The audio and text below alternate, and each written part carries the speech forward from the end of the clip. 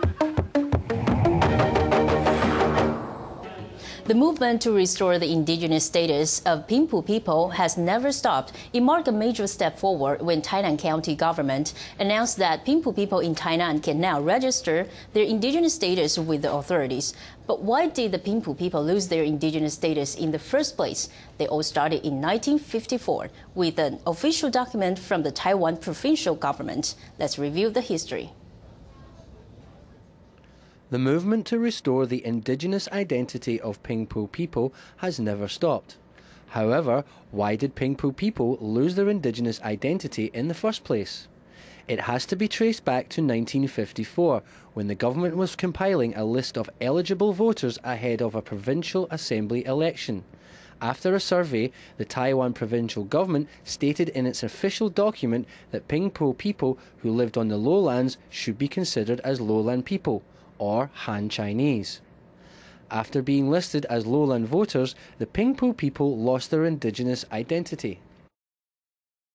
However, in 1956, the government started allowing indigenous people living in lowland areas to change their identity to lowland indigenous.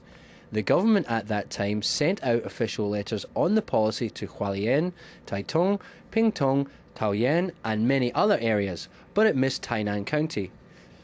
So Shiraya people were left out in the registration. They missed the chance to change their identity from Sho or Ping to lowland indigenous people.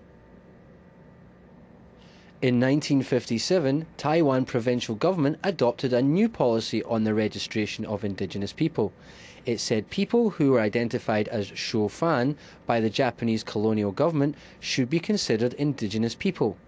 But once again, the government failed to notify Tainan County, and the Shiraya people missed another opportunity to restore their indigenous status.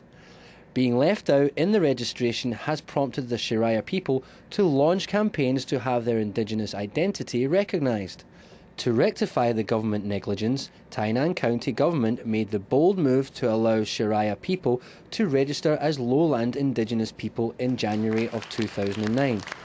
But the validity of such registration may need confirmation from the central government. TITV Weekly.